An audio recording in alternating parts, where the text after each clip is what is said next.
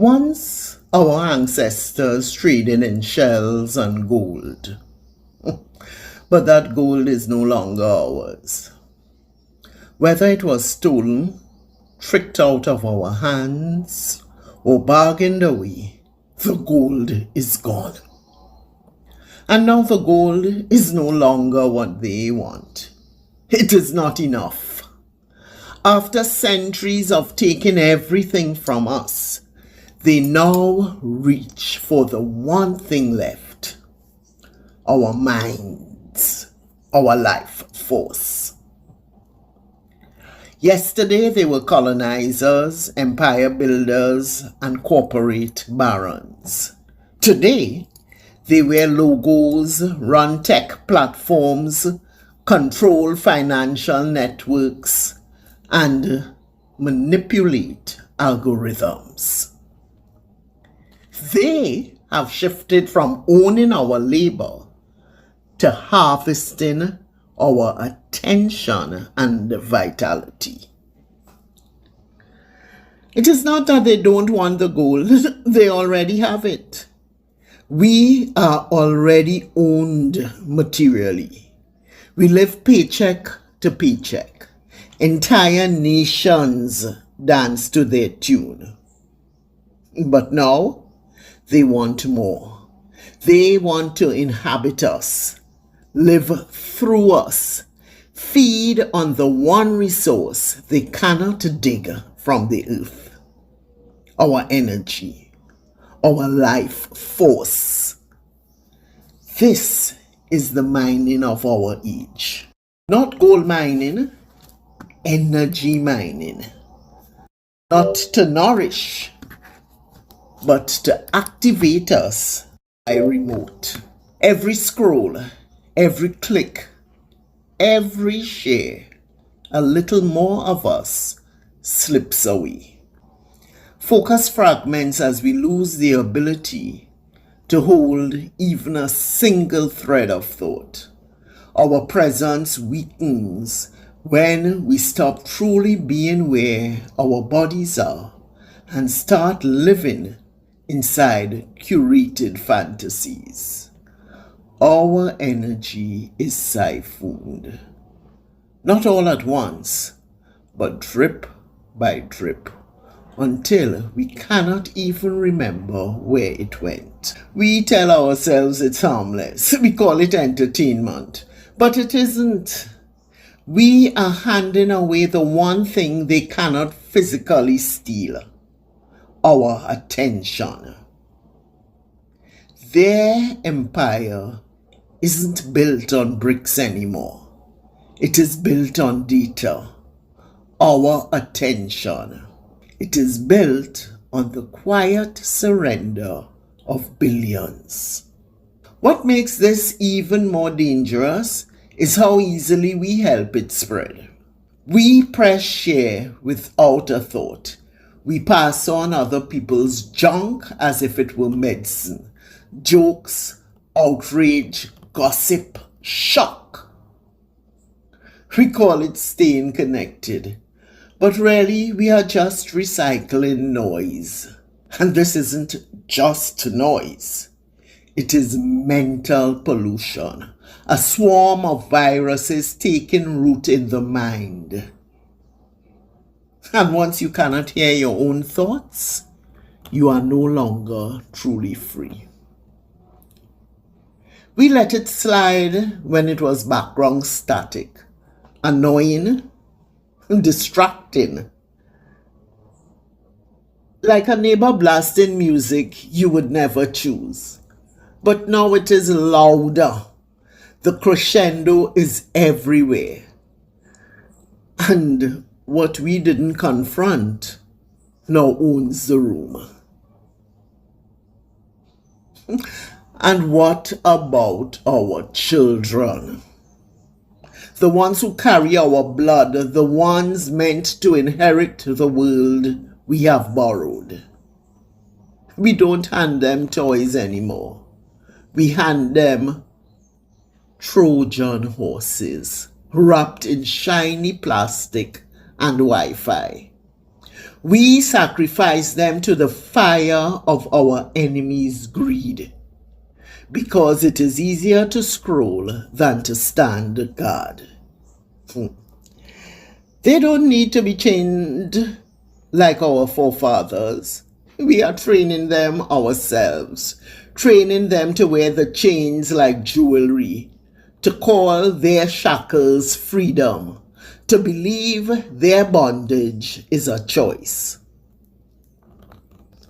And all the while, the fire of greed grows stronger, abusing their innocence while we, the adults, scroll. These are not just children. They are our future, our legacy, our living prayers.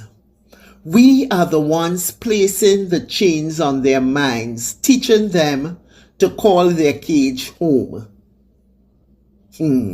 If we don't open our eyes now, they will grow up never knowing they were free. This is more than distraction. This is the soft architecture of spiritual war. A world that mocks pain cannot heal it.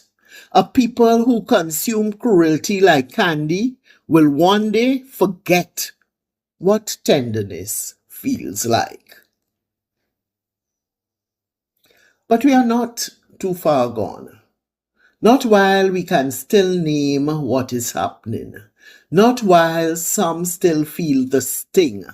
Not while some still remember that the soul was never meant to feast on the suffering of others. The moment cruelty becomes content, when gossip becomes entertainment, when violence becomes just another video, the virus doesn't have to fight anymore. It lives in us. When entire channels profit from tearing people down, when we mock, dissect, insult, and scroll past pain without blinking, that is not a glitch. That is the system working exactly as designed.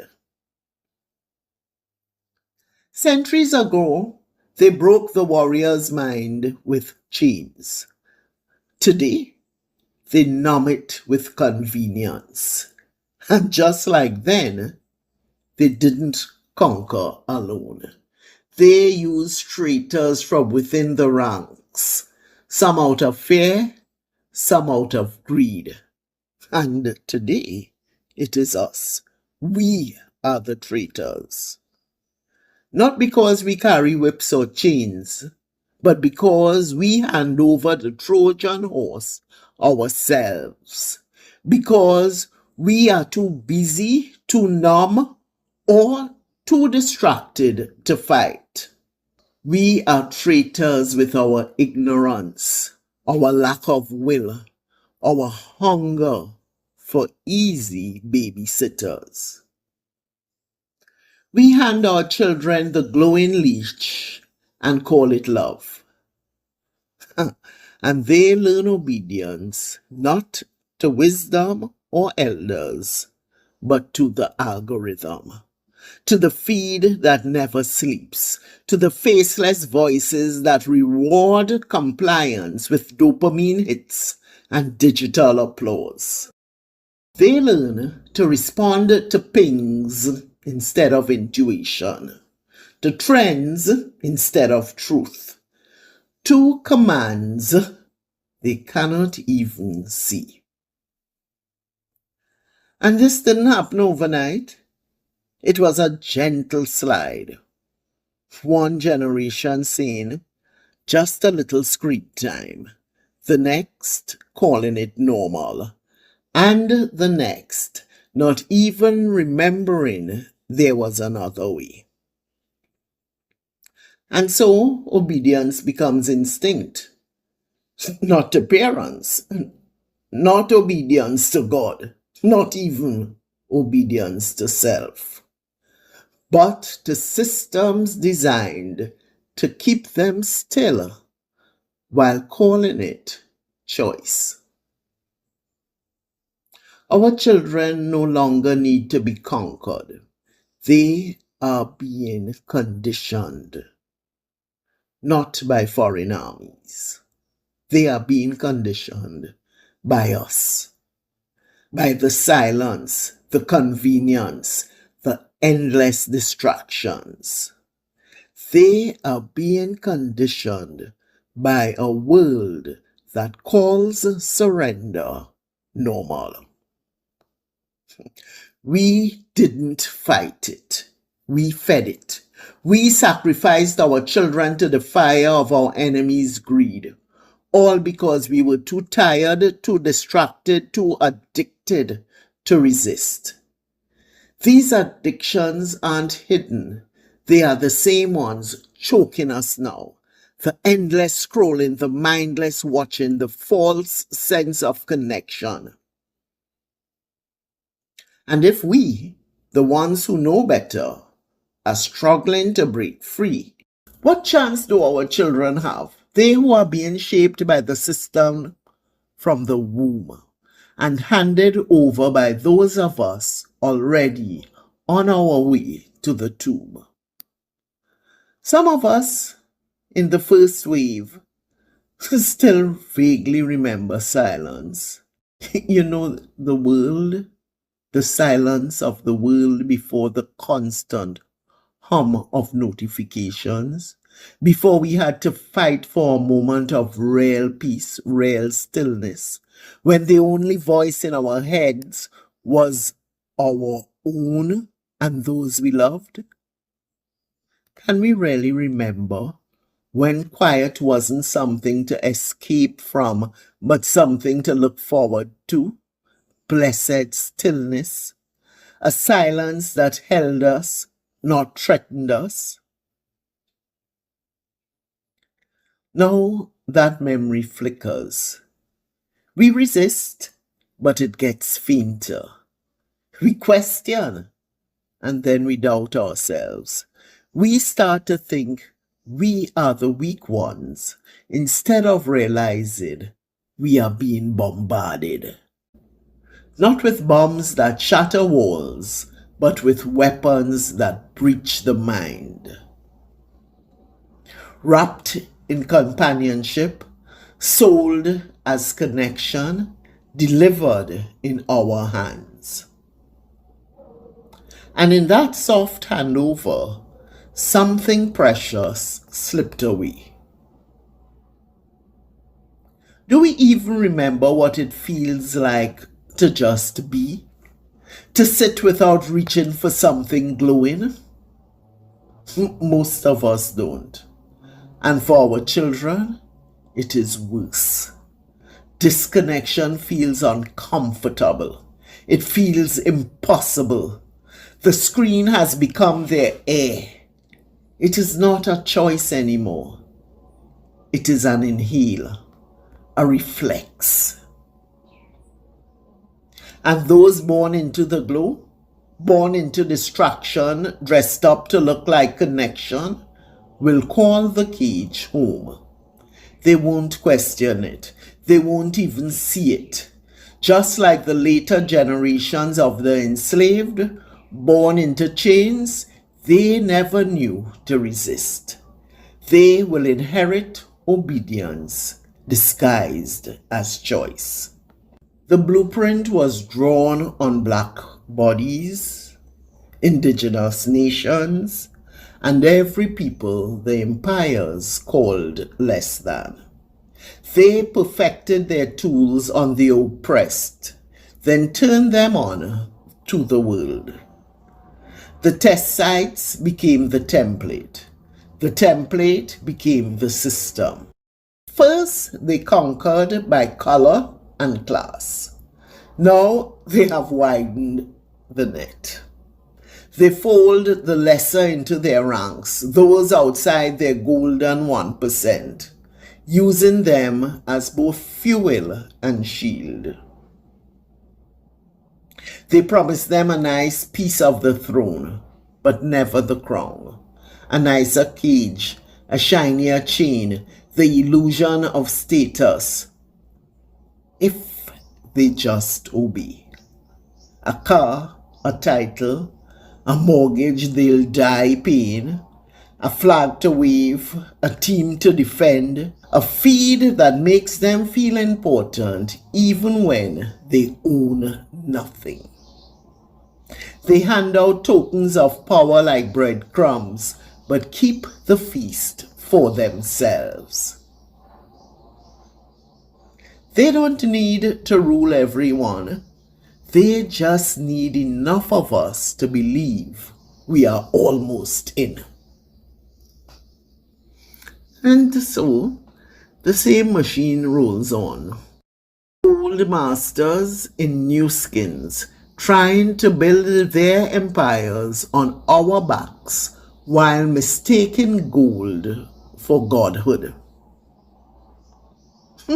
This isn't just history repeating itself. This is history evolving its weaponry. Because the battlefield isn't out there. It is the human mind.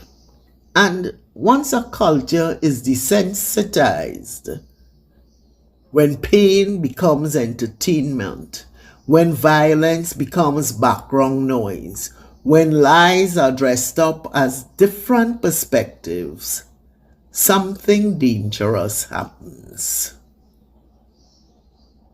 Truth starts to sound like extremism.